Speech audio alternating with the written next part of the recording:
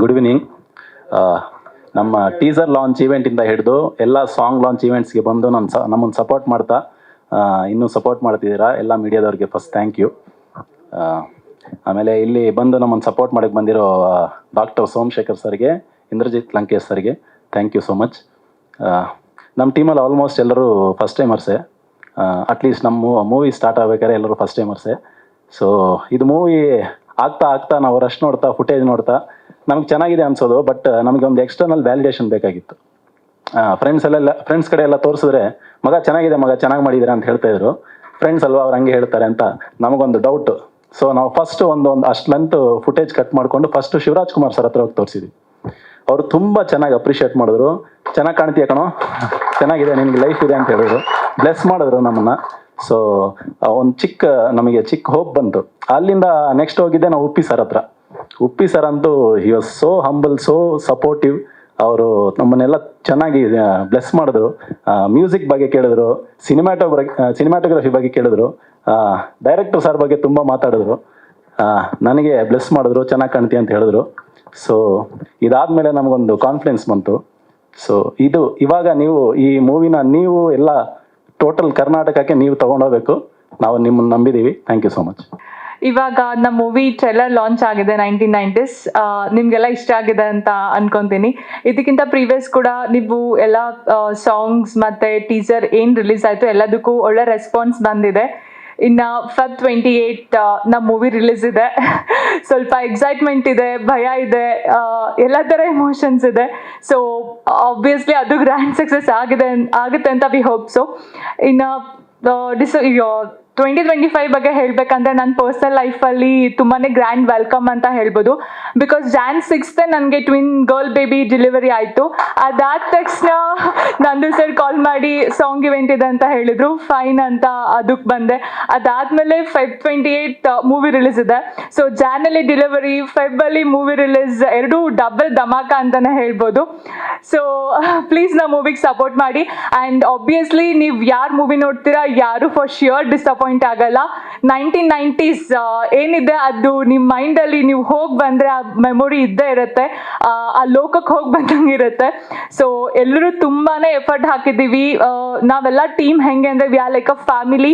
ತುಂಬಾ ಕಷ್ಟಪಟ್ಟಿದ್ದೀವಿ. ಸೊ ನಮ್ಮ ಕಷ್ಟಕ್ಕೆ ಪ್ರತಿಫಲ ಸಿಗಬೇಕಂದ್ರೆ ನೀವು ಮೂವಿ ನೋಡಿ ನಿಮ್ಮ ಫ್ಯಾಮಿಲಿ ಫ್ರೆಂಡ್ಸ್ ಎಲ್ರಿಗೂ ಮೂವಿ ನೋಡಕ್ಕೆ ಹೇಳಿ ಸಪೋರ್ಟ್ ಮಾಡಿ. Thank you so much.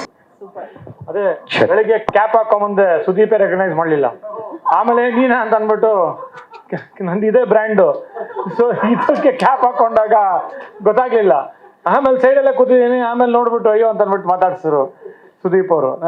In fact ತುಂಬ ಖುಷಿ ಆಯಿತು.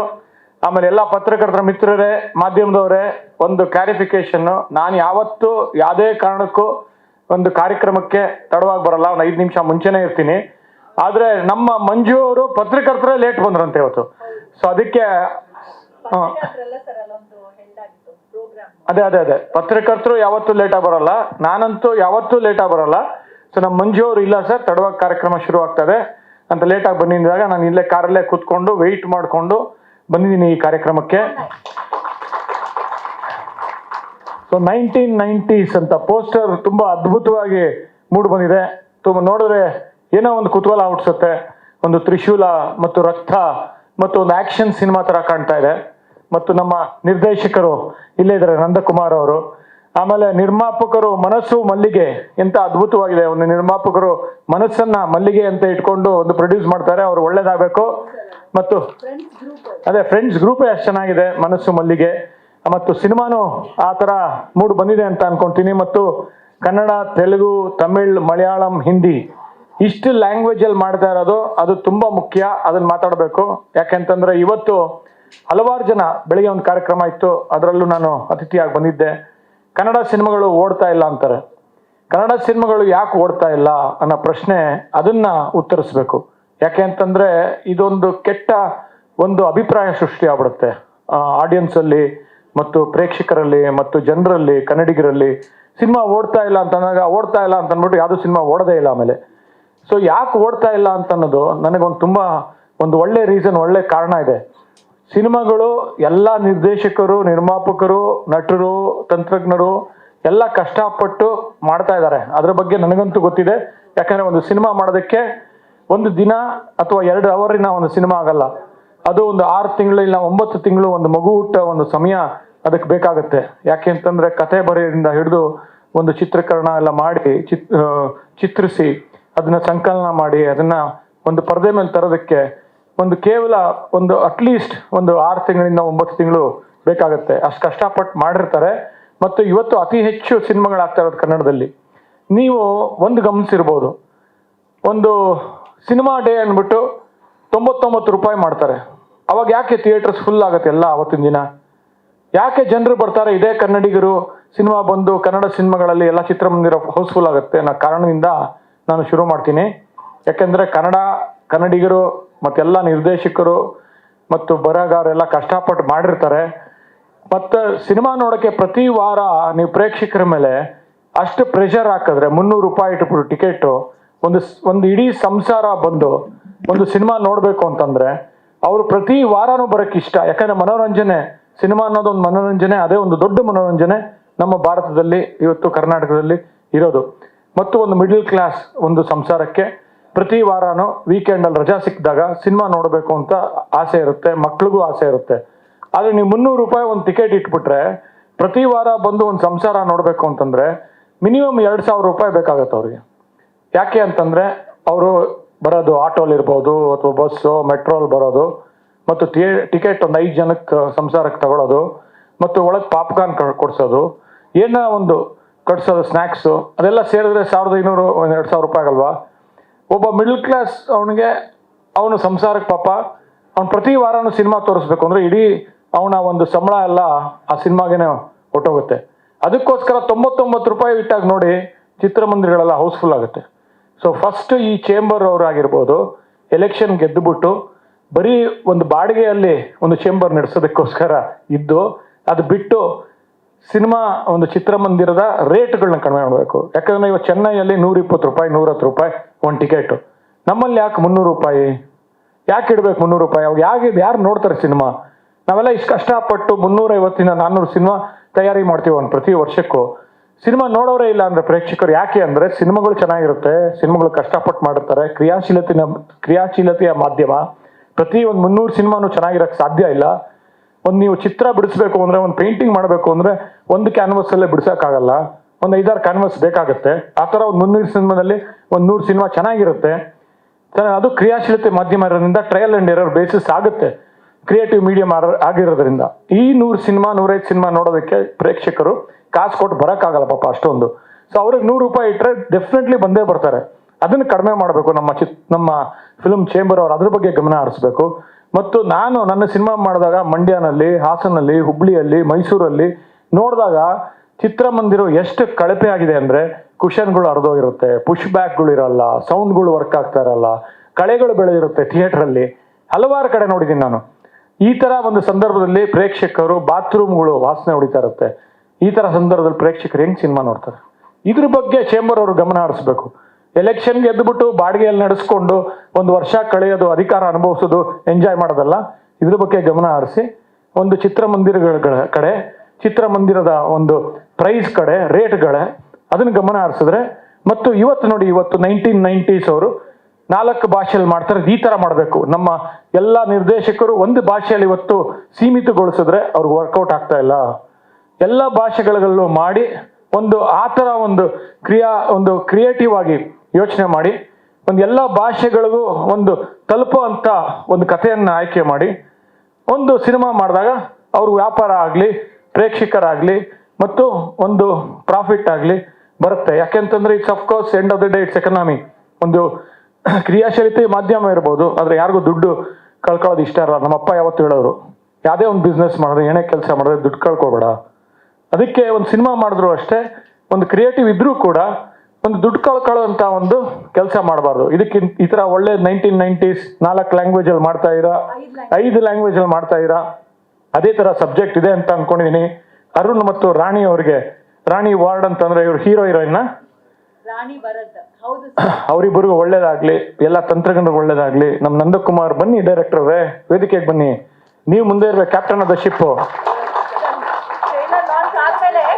S yes yes sorry and ಜಾಸ್ತಿ ಮಾತಾಡಿದೆ. ಒಂದು ಸಿನಿಮಾ 1990s ಒಳ್ಳೇದಾಗಲಿ. All the best to you. ನನಗೆ ನೀವಿಬ್ರು ಕೂಡಿ 1990s ಸಿನಿಮಾಗೆ ಒಳ್ಳೇದಾಗ್ಲಿ ಟ್ರೇಲರ್ ಲಾಂಚ್ ಅಂತ ಒಟ್ಟಿಗೆ ಹೇಳಬೇಕು ದಯಮಾಡಿ. ಆಮೇಲೆ ಮತ್ತೆ ನಿಮ್ಮ ರಿವ್ಯೂಸ್ ಕೇಳೋದಕ್ಕೆ ನಾವು ವೇದಿಕೆಗೆ ಬರ್ಮಾಡ್ಕೊಳ್ತೇವೆ ಸರ್. ಎಲ್ಲರಿಗೂ ನಮಸ್ಕಾರ. ಹೇಗಿದ್ದೀರಿ? ನಾವೆಲ್ಲರೂ ಸಹ ಸೂಪರ್ ಆಗೇ ಇದ್ದೇವೆ. ಧನ್ಯವಾದಗಳು. 1990s ಹೆಸರು ಕೇಳ್ತಾ ಇದ್ದ ಹಾಗೆ ಒಂದು ರೀತಿಯ ಸವಿನೆನಪು, ಒಂದು ರೀತಿಯ ನಾಸ್ಟಾಲ್ಜಿಯ. ಹೆಸರನ್ನು ಕೇಳ್ತಾ ಇದ್ದ ಹಾಗೆ ನಾವು ನಮ್ಮ 1990ರ ದಶಕಕ್ಕೆ ಹೋಗಿ ಅಲ್ಲಿ ನಾವು ಕಂಡಂಥ ನೋವು ನಲಿವುಗಳು ಎಲ್ಲವೂ ಒಂದು ಕ್ಷಣದಲ್ಲಿ ಕಣ್ಣ ಮುಂದೆ ನೆನಪುಗಳ ಮೆರವಣಿಗೆ ಬರುತ್ತೆ. ಅಂತಹ ಮೆರವಣಿಗೆ ಬರೋದಕ್ಕೆ ಕಾರಣವಾದಂಥ ಈ ಅದ್ಭುತ ಅರ್ಥಪೂರ್ಣ ಶೀರ್ಷಿಕೆಯನ್ನು ನೀಡಿದಂಥ ನಂದಕುಮಾರ್ ಅವರಿಗೆ ಅಭಿನಂದನೆಗಳನ್ನು ಸಲ್ಲಿಸ್ತಾ ಇದ್ದೇವೆ.